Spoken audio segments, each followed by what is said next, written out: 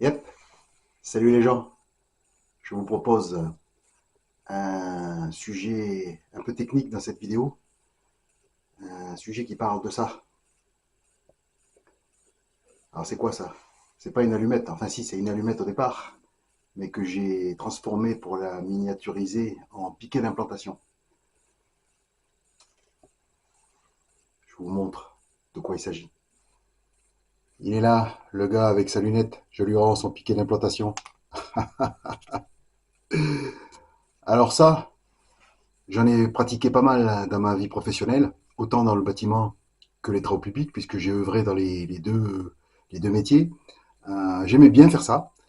C'était quelque chose de très agréable, un peu technique, mais c'était sympa parce que lorsqu'on est confronté, moi j'ai travaillé beaucoup dans des petites structures, des petites entreprises, et donc dans les petites entreprises, il n'y a pas de géomètre, hein. C'est le conducteur de travaux qui fait ça bien souvent, et c'était mon cas. Donc ben, je mets de l'appareil de topographie, c'était une lunette classique, hein, un niveau de chantier, des piquets, une mire qui est là, tu vois. Voilà. Et je m'occupais de préparer les implantations. Alors le côté agréable de la topographie dans une petite boîte, comme je vous disais, c'est qu'on est concepteur du projet de A à Z. Moi, j'ai fait des chantiers où, par exemple, des lotissements, il y avait une implantation des parcelles qui était faite par un cabinet de géomètre, et nous avions le marché donc pour faire les réseaux, les voiries de ce lotissement, mais il n'y avait pas de projet de fait. Le projet, c'était moi qui le faisais, Bibi. Donc, ben, j'allais sur le terrain, je prenais des mesures avec l'appareil de nivellement, déterminer les points hauts, les points bas, et ensuite, eh ben, rentrer au bureau, mettre ça sur le plan, et ben, définir où est-ce qu'on allait placer les avaloirs, sur le tracé des bordures, etc., etc. Donc on est absolument concepteur de la chose. Et ensuite, eh bien, on fait l'implantation physiquement sur le terrain euh, et on voit le projet se réaliser. Voilà, ça c'est vraiment jouissif comme activité. Bon, après, c'est aussi chronophage, hein. Donc, dans les petites boîtes où j'étais, comme je l'ai dit, je faisais ça et en même temps, j'étais conduc. Donc, quand je faisais l'implantation, je m'occupais pas d'autre chose. Mais bon, c'était prévu comme ça et je fonctionnais comme ça. Voilà. Donc, la topo, c'est une pierre angulaire absolument indispensable à tous travaux dans le monde de la construction, bah, qu'il s'agisse de bâtiments ou de travaux publics. C'est incontournable. Il y a plein de choses importantes dans un projet de construction, hein, l'étude de sol, etc. Mais enfin, l'étude de sol, c'est fait avant. Lorsqu'on en est au niveau de l'implantation, de la topo, ben, c'est que tout ça, ça a été acquis et que le projet est viable et qu'on attaque. Voilà. Donc, moi, je me suis trouvé souvent à planter les piquets avec les machines au cul, hein. Oui, c'est voilà. Donc, quand on en est à planter les piquets, c'est que le projet, il est chaud, il est bouillant, quoi. Bon, je vais vous proposer un petit chantier de création d'une RIS-berm. Alors, c'est quoi une RIS-berm pour ceux qui ne savent pas ce que c'est? Eh bien, dans un talus, euh, lorsqu'il est trop pentu et qu'il y a un risque d'éboulement, surtout s'il y a une voie au pied de ce talus, on crée une encoche dans le talus, une encoche plate, hein, qui s'appelle une RIS-berm.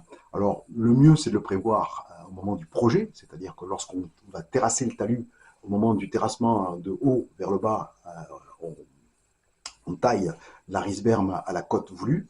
Mais dans le petit exemple que je vous montre, ben, il s'agit d'un talus existant, hein, à peu près à 1 pour 1, donc 45 degrés, dans lequel il faut créer une risberme. Donc ça veut dire que la pelle, il va falloir qu'elle fasse une rampe pour monter dans ce talus à la hauteur de la risberme. Et ensuite, une fois que l'implantation est faite, eh bien, suivre les piquets aux bonnes côtes pour réaliser cette risberme. Voilà, j'en profite donc pour mettre en image sur un tas de terre où j'ai filmé mes miniatures. Et ça sert de prétexte aussi pour faire passer un petit message technique sur la topo. J'aimais bien faire de la topo. C'était une activité que j'aimais bien. Allez, je vous amène sur ce petit chantier. Alors, voici les données du chantier. Comme je l'ai expliqué, il s'agit de la création d'une risberme dans un talus existant qui est à une inclinaison approximative de 1 pour 1, c'est-à-dire 45 degrés. Et donc, comme vous le voyez sur le dessin, en rouge, la partie qui est à terrasser, à enlever pour créer donc cette risberme dans le profil en travers du talus. Cette risberme va avoir une inclinaison assez raide, hein, 1 pour 3. Alors, qu'est-ce que ça veut dire 1 pour 3 pour ceux qui ne savent pas ce que ça veut dire? Ben, ça veut dire une unité horizontale pour 3 unités verticales, comme vous le voyez sur le crowbar, là, sur le croquis. Donc c'est un talus qui est plutôt assez raide. Donc si on transpose ça avec des valeurs chiffrées, hein, eh bien, si la valeur de 3, entre guillemets, est égale à 3,45 m, ben à ce moment-là, c'est le tiers. Hein, la valeur de 1 sera égale à 1,15 m. Voilà, ça veut dire que la hauteur du talus, donc du point d'entrée en terre jusqu'au pied de talus, il va y avoir une dénivelée de 3,45 m. Et si on prend l'aplomb du pied de talus pour rejoindre l'inclinaison en haut, il y a une distance horizontale de 1,15 m.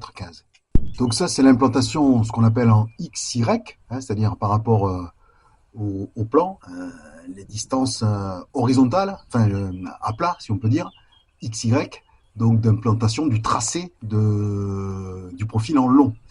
Mais maintenant, si on veut niveler, il nous manque une donnée essentielle, hein, il faut un repère altimétrique pour qu'on puisse niveler les piquets qui ont été plantés et que de la tête de ces piquets, on soit capable d'inscrire les codes de terrassement. Moins de temps, moins 2,40 m, moins 4 mètres, moins etc. Donc voilà, il faut un repère altimétrique. Alors sur ce chantier, le repère altimétrique, eh bien, il est sur le couvercle d'un puits qui était existant, qui a été nivelé, il est repéré en NGF. Donc NGF, nivellement général de la France, hein, c'est comment dire, c'est la référence altimétrique pour toutes les altitudes de la France. Dont le zéro, je suis jamais allé voir, mais il paraît que le zéro est dans le port à Marseille, hein, au bord de mer. Il y a une plaque en bronze dans le port à Marseille qui est le niveau 0. Donc c'est à partir de là qu'on calcule toutes les altitudes plus hautes que ce zéro dans le port à Marseille. Ok, bon, donc sur cette margelle de puits, par rapport à cette altimétrie NGF, cette margelle de puits a été nivelée à une altitude de 214,722. En NGF, il y a toujours 3 chiffres après la virgule, mais en terrassement, c'est bon, on ne prend pas les millimètres, on arrondit. Donc 214,722, pour nous, en arrondi, ça va faire une altitude de 214,72. Alors une fois que la lunette a été mise en station à un endroit stratégique, hein, pour pouvoir balayer plusieurs piquets à niveler, on fait une lecture sur le couvercle de puits qui s'appelle une lecture arrière. Le reste, ça sera des lectures avant, puisque la lecture arrière, c'est celle qui va lire le repère initial. Donc la lecture arrière sur le couvercle de puits nous donne une lecture sur la mire de 4,15 m. Alors, si la margelle du puits, le couvercle du puits, est à une altimétrie référencée à 214,72, et que sur ce couvercle de puits, on fait une lecture de 4,15 m, 214,72 plus 4,15 m, ça fait 218,87. Ça veut dire que notre appareil, il est à une altimétrie, une altitude de 218 mètres,87. Où qu'il se tourne, tant qu'il ne bouge pas, il lit une lecture à la parfaite horizontale à 218,87. Si l'appareil bouge, évidemment, l'altitude va changer aussi.